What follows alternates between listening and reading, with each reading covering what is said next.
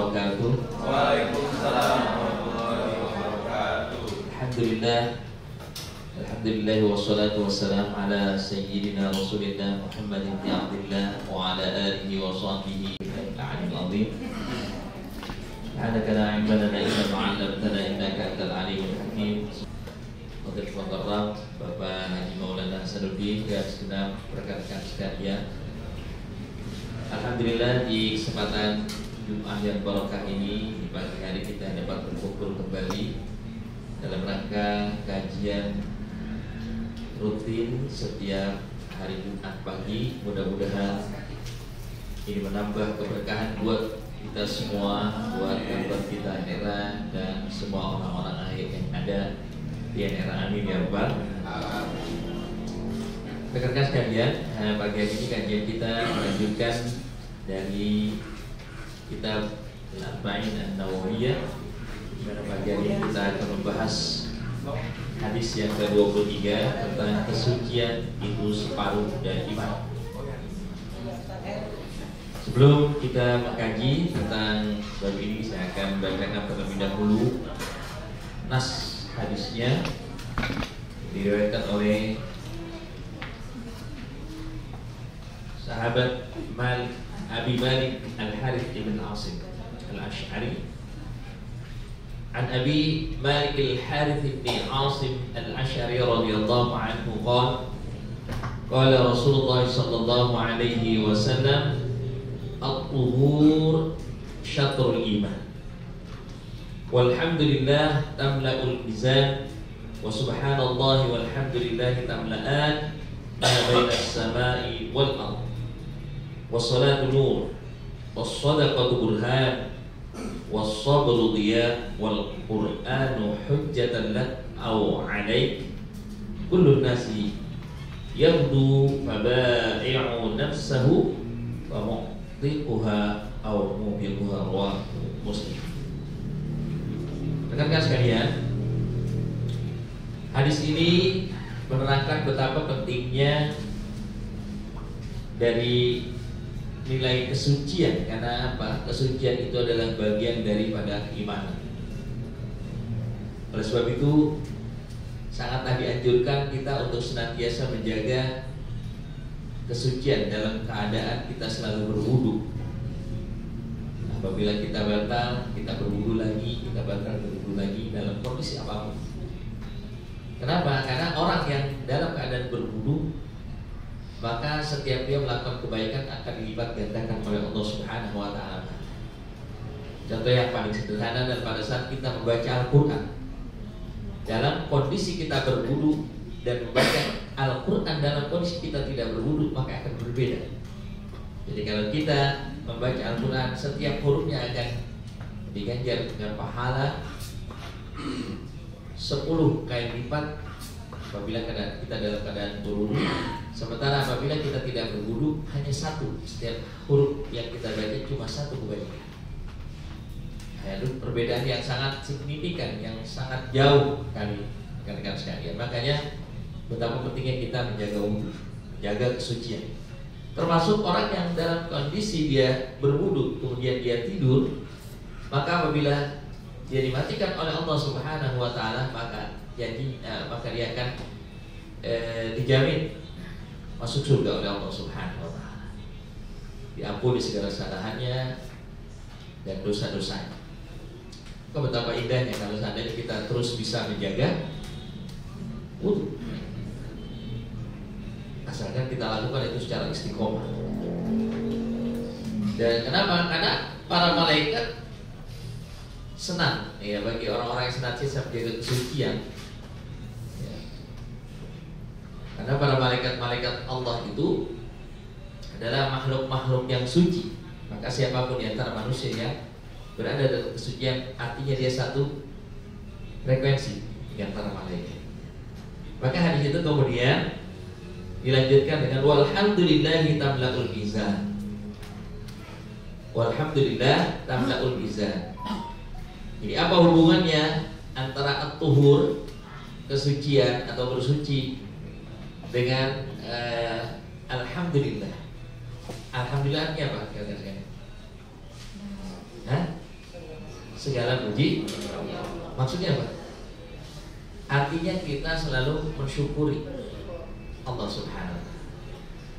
Jadi orang-orang yang senantiasa berada dalam kondisi berwudu, maka dia akan senantiasa mensyukuri nikmat Allah Subhanahu wa ta'ala. Kenapa? Karena hatinya selalu akan dibimbing oleh para malaikat-malaikat Allah. Dan hadis ini mengatakan bahwasanya walhamdulillahi tamla'ul mizan. Mizan ini apa? Timbangan. Jadi nanti yang termasuk amalan yang sangat sederhana yang bisa memberatkan timbangan kita di hari kiamat adalah ucapan alhamdulillah. Coba kalau saya tanya kamu sekalian, bagaimana kabarnya? Alhamdulillah. Tapi dalam kondisi kita tidak nyaman, apa ketika kita jawab?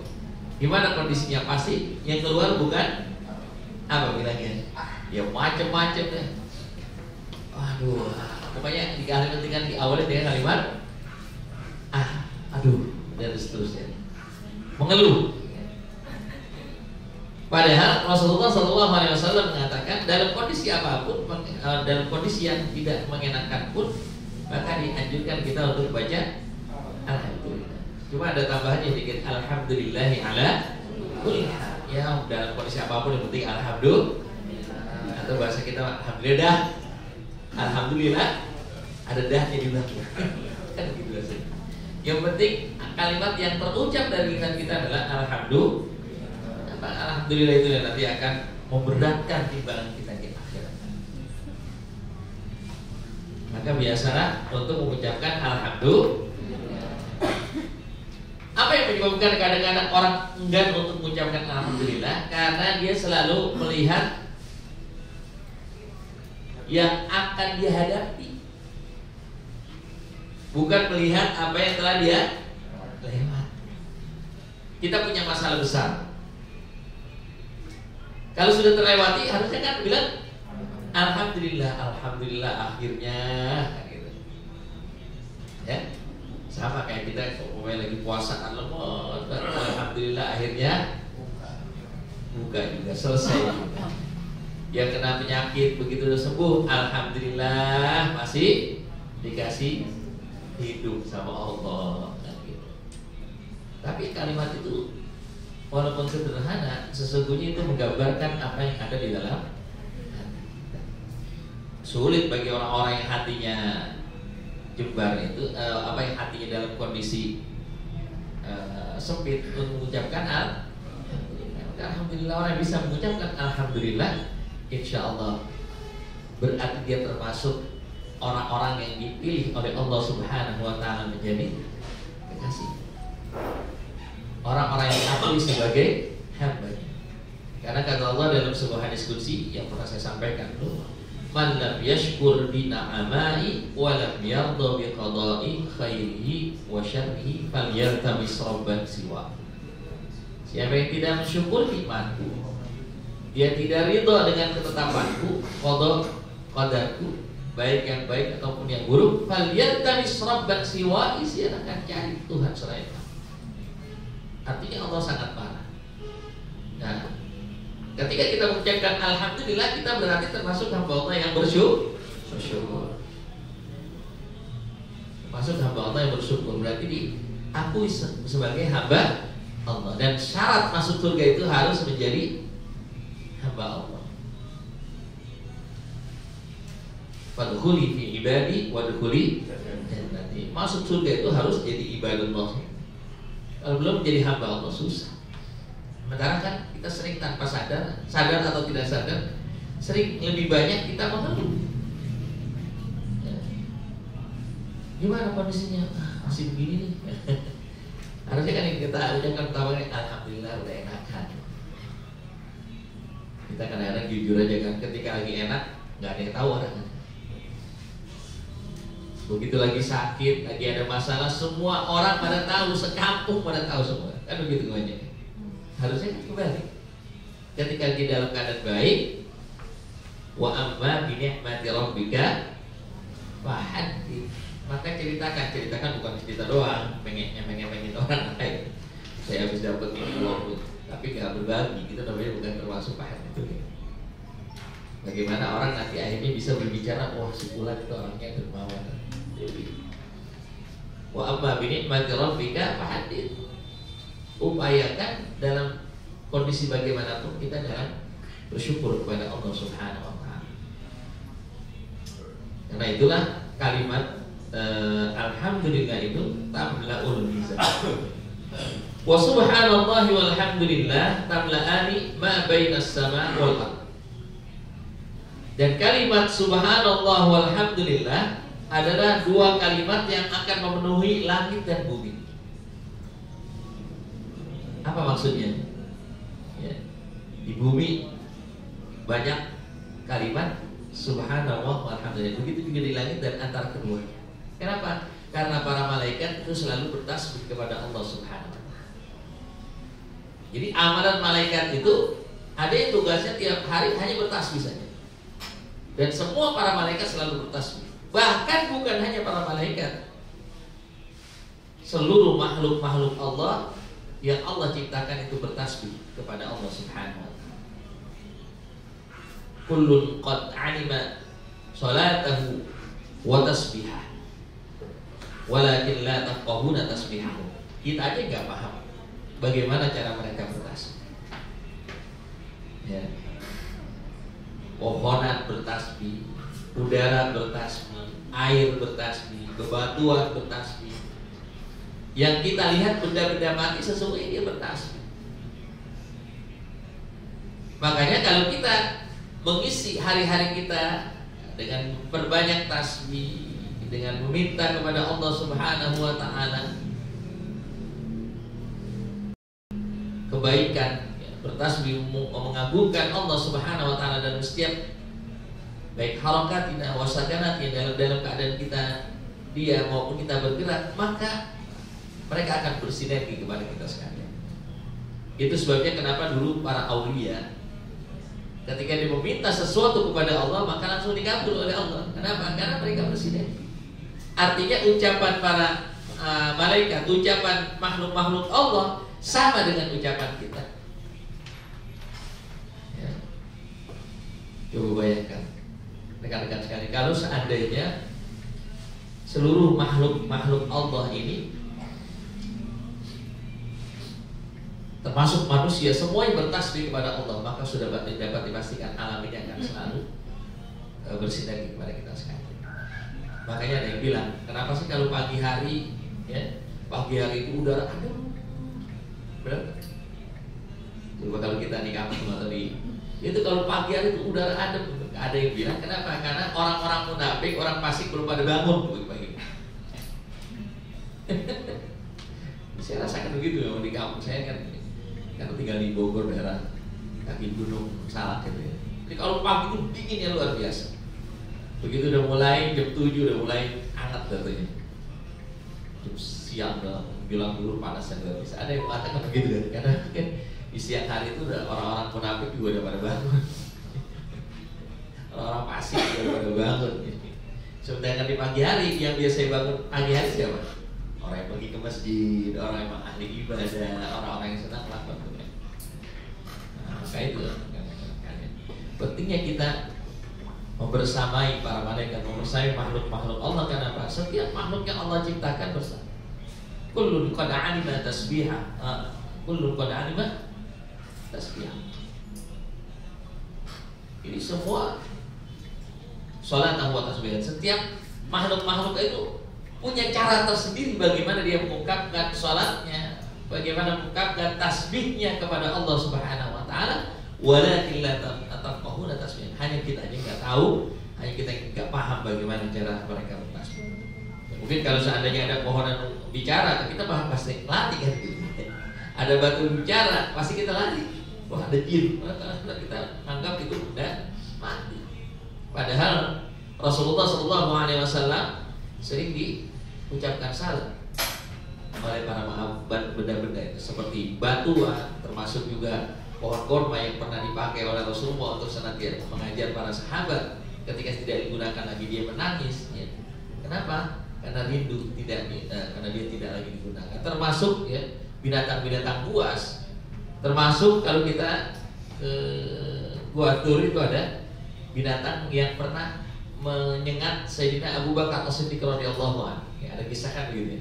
Jadi ketika Nabi Muhammad bersama Abu Bakar itu menginap di Gua Tur, ya semua ditutupin lubang-lubang oleh Abu Bakar kecuali ada satu lubang ya, yang tidak tutup, sehingga akhirnya dia masuk dari celah-celah itu dan menyengat Sayyidina Abu Bakar As-Siddiq radhiyallahu anhu.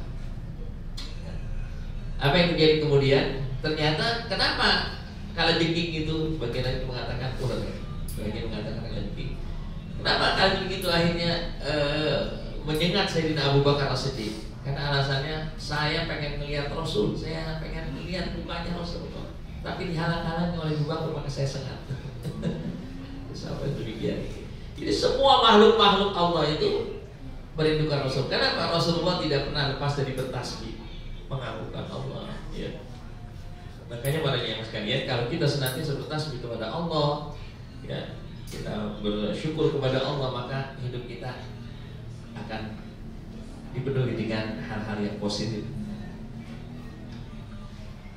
Wassalatu nurun, dan salat itu rekan-rekan sekalian adalah cahaya. Wassalatu nurun, salat itu adalah cahaya. Wassadaqatu burhan, dan sedekah itu adalah bukti. Wassabru diya, sedangkan kesabaran itu adalah cahaya yang disertai dengan panas. Kemudian wal Qur'anu hujjatan laka aw 'alaik, dan Quran itu menjadi hujjah bagi kita atau justru menghujat kita. Ya. Nah, maka ungkapan berikutnya dari hadis Rasulullah, wassalatu nurun. Jadi tanda orang yang biasa melaksanakan sholat, nanti sholat itu sudah menjadi sebuah rutinitas dalam kesehariannya, bahkan bukan hanya yang wajib, yang sunnah pun dia laksanakan, maka akan semakin bercahaya.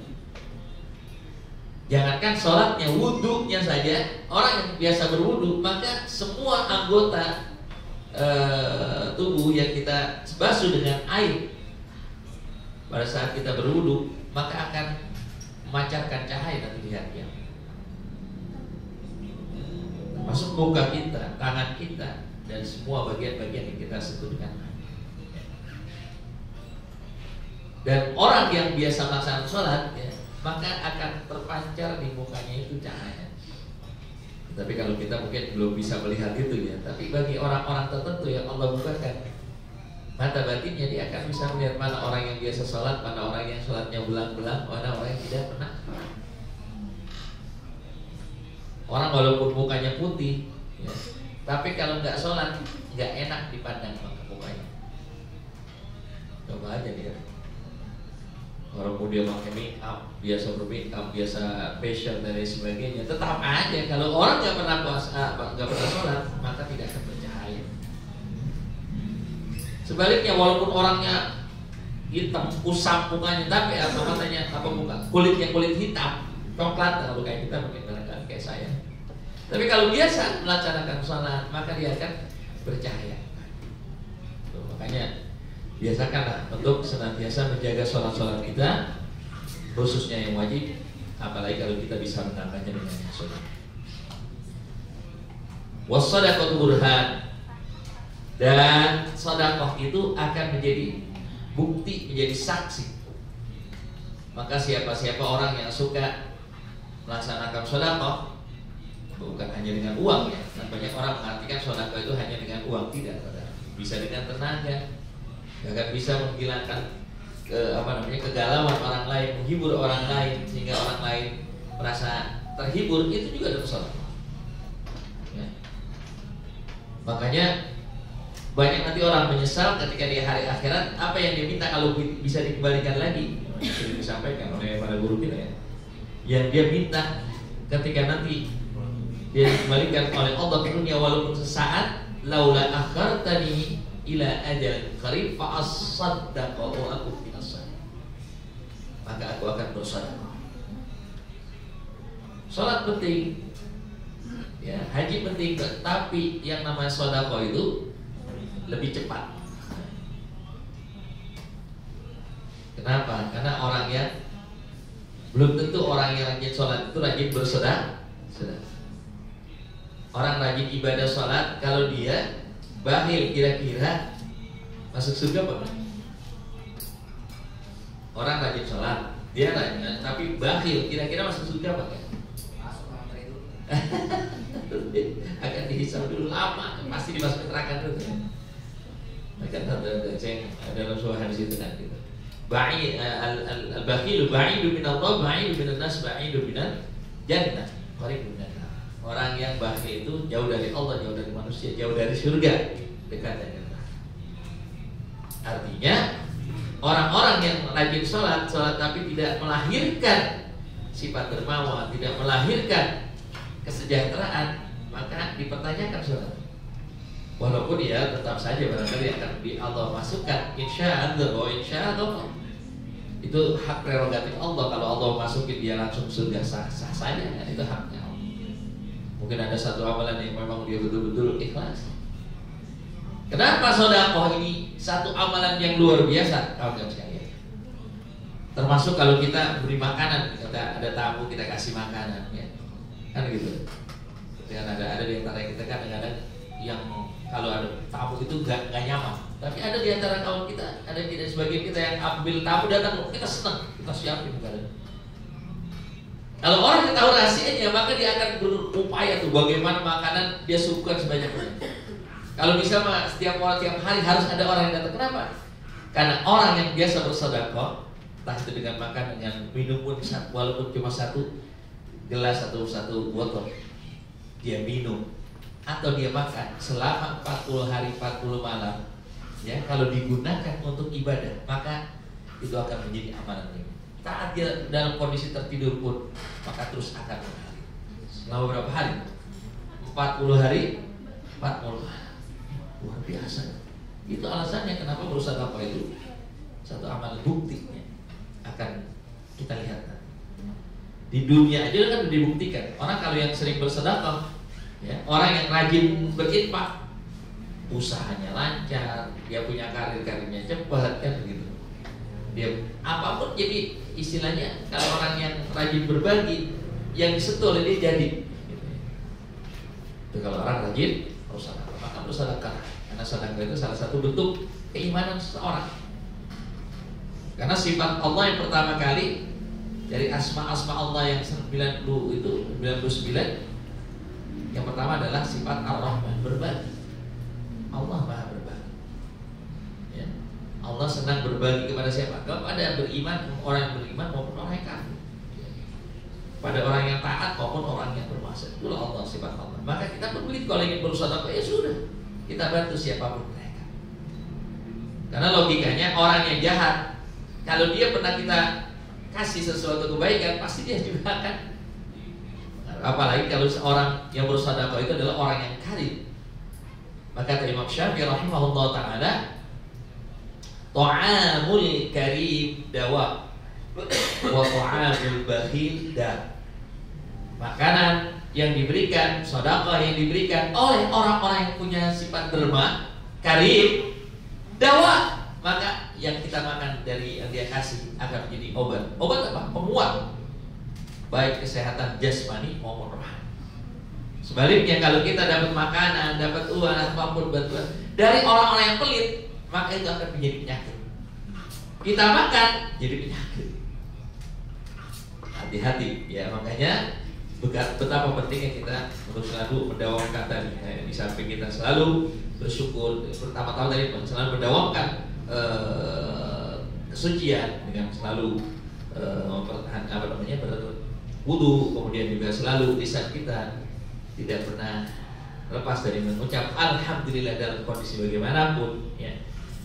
Kemudian kita menjaga sholat, melazimkan atau membiasakan bersedekah, dan wasabru dia, kata Nabi SAW, sabar itu laksana cahaya, tapi cahaya yang diikuti oleh panas, ya.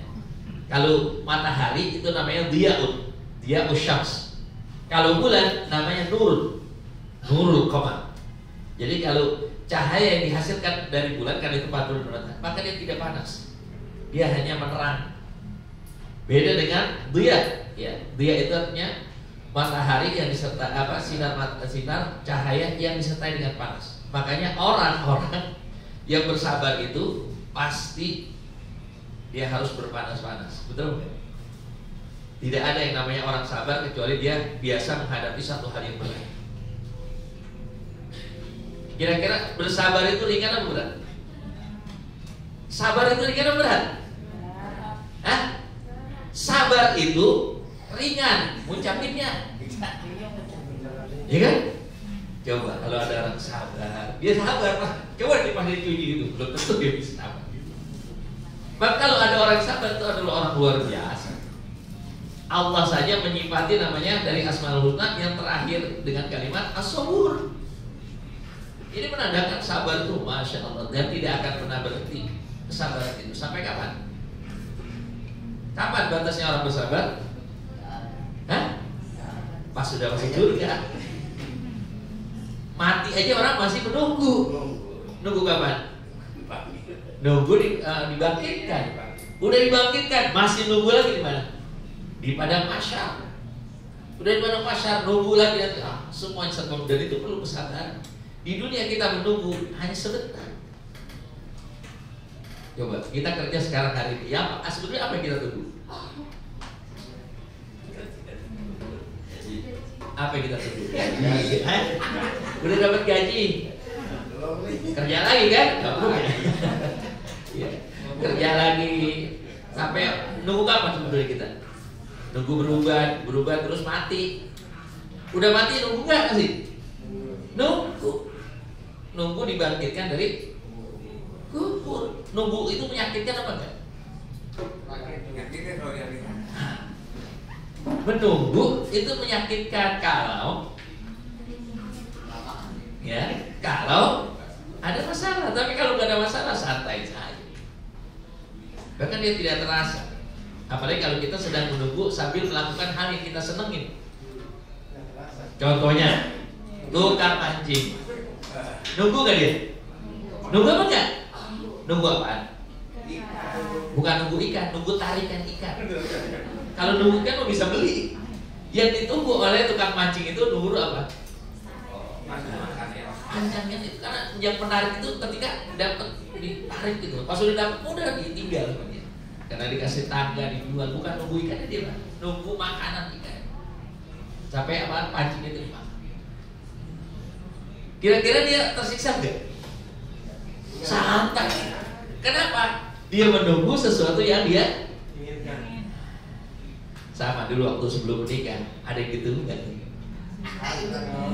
Dia malam minggu. Kapan sih abang datang?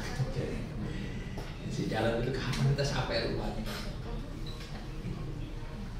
Enggak berat, kenapa? Menunggu karena kita menunggu suatu hari kita. Maka kalau kita punya amalan yang kita cintai, menunggu di dalam kubur kita tenang. Kenapa? Ditemani